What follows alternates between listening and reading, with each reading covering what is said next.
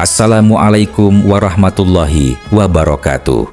Siapa sangka di tengah dinginnya Skandinavia, cahaya Islam terus bersinar. Dari komunitas kecil hingga menjadi bagian penting dalam masyarakat, Islam di Norwegia berkembang dengan pesat. Tapi, bagaimana perjalanan mereka? Apa saja tantangan yang dihadapi? Dan seperti apa kehidupan Muslim di negara yang mayoritas penduduknya sekuler ini? Temukan jawabannya di video ini.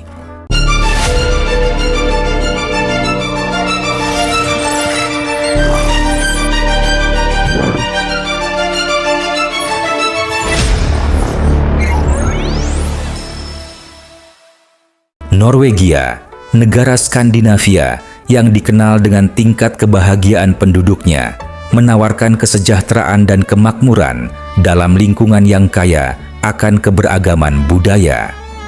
Ibu kota Norwegia, Oslo, adalah pusat keramaian yang mencerminkan pluralitas etnis sejalan dengan kebijakan imigrasi yang inklusif. Kehadiran komunitas Muslim di Norwegia semakin terlihat dengan pertumbuhan jumlah mu'alaf yang signifikan.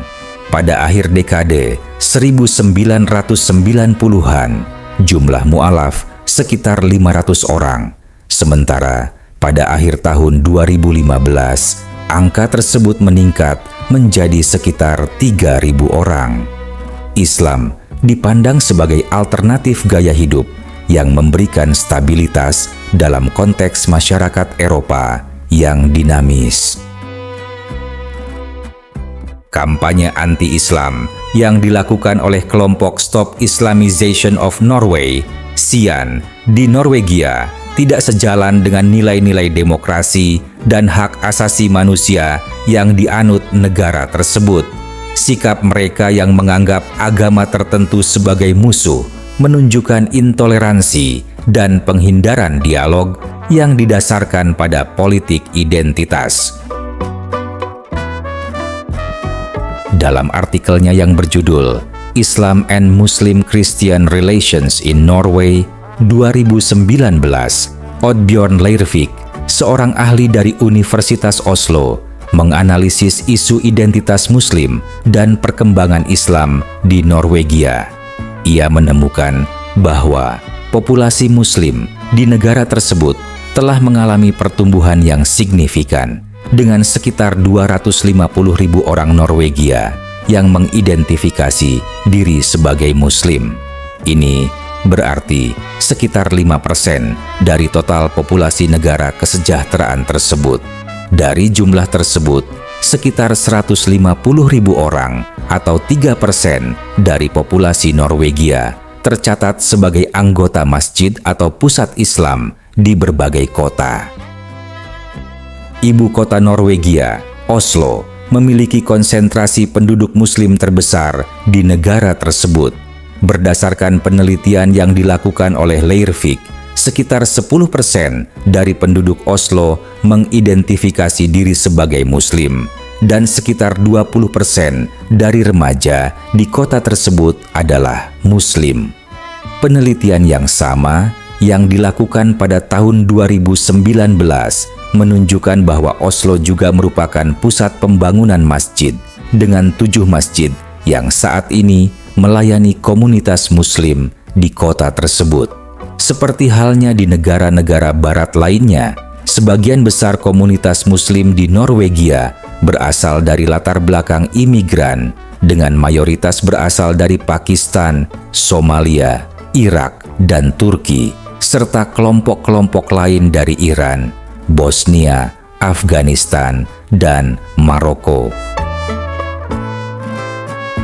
Menurut Leirvik, tuduhan bahwa umat Islam di Norwegia enggan berintegrasi tidak berdasar. Dewan Islam Norwegia telah lama mempromosikan dialog antar agama melalui acara-acara seperti Hari Masjid Terbuka. Inisiatif dialog ini seringkali berasal dari komunitas keagamaan, bukan dari politisi. Kolaborasi antara Dewan Islam Norwegia dan Dewan Gereja Norwegia telah menghasilkan pembentukan kelompok dialog permanen. Komunitas Muslim di Norwegia memiliki pandangan positif terhadap sistem negara kesejahteraan yang diterapkan di negara-negara Skandinavia. Leirvik mencatat bahwa beberapa tokoh Muslim bahkan menganggap sistem ini sebagai implementasi nilai-nilai Islam. Penelitian sosial seringkali menemukan bahwa responden Muslim membandingkan Norwegia dengan negara-negara mayoritas Muslim dan seringkali menganggap Norwegia lebih sesuai dengan prinsip-prinsip Islam. Pada tahun 2005, Shoaib Sultan, mantan Sekretaris Jenderal Dewan Islam Norwegia, menyatakan bahwa banyak Muslim melihat negara kesejahteraan Norwegia sebagai bentuk ideal dari negara Islam. Leirvik menyimpulkan bahwa komunitas Muslim di Norwegia tidak memiliki keinginan untuk mengubah sistem politik negara. Bahkan, tokoh-tokoh yang sering dianggap fundamentalis pun memuji sistem negara Skandinavia. Misalnya, Sayyid Qutbah dari Ikhwanul Muslimin pernah menyatakan bahwa negara-negara Skandinavia lebih dekat dengan penerapan nilai-nilai Islam dibandingkan negara-negara lain.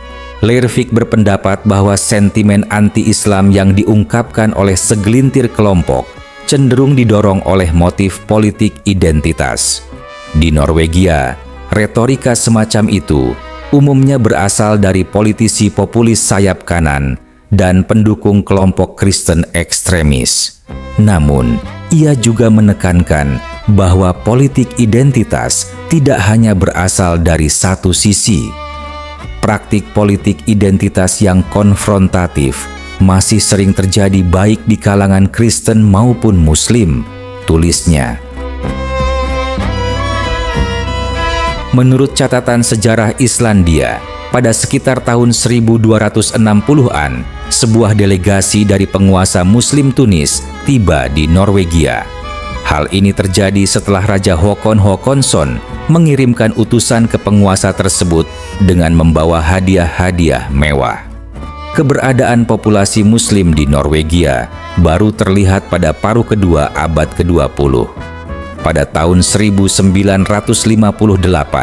para misionaris Ahmadiyah berhasil menarik beberapa orang untuk menjadi mu'alaf dan membentuk komunitas kecil di Oslo. Dibandingkan dengan negara-negara Eropa Barat lainnya, kedatangan imigran dari negara-negara Muslim ke Norwegia terjadi relatif terlambat dan peningkatannya baru signifikan pada akhir tahun 1960-an. Namun, karena penemuan sumber daya minyak, migrasi tenaga kerja berlangsung lebih lama daripada di negara lain. Gelombang pertama, pekerja imigran dari Pakistan tiba pada tahun 1967. Pada tahun 1975, pemerintah Norwegia menghentikan penerimaan tenaga kerja asing, tetapi kebijakan reunifikasi keluarga tetap berlaku cukup longgar selama beberapa tahun berikutnya. Akibatnya, meskipun sebagian besar imigran hingga tahun 1970-an adalah pekerja, pada tahun 1980-an dan 1990-an, mayoritas imigran adalah para pencari suaka.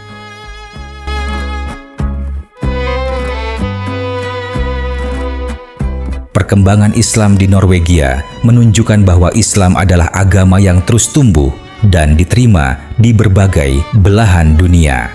Dengan semangat kebersamaan dan toleransi, Muslim di Norwegia bisa menjalankan ibadah dan kehidupan dengan damai. Semoga video ini bisa menambah wawasan kita semua. Jangan lupa untuk like, komen, dan subscribe agar terus mendapat informasi menarik lainnya. Sampai jumpa di video berikutnya. Wassalamualaikum warahmatullahi wabarakatuh.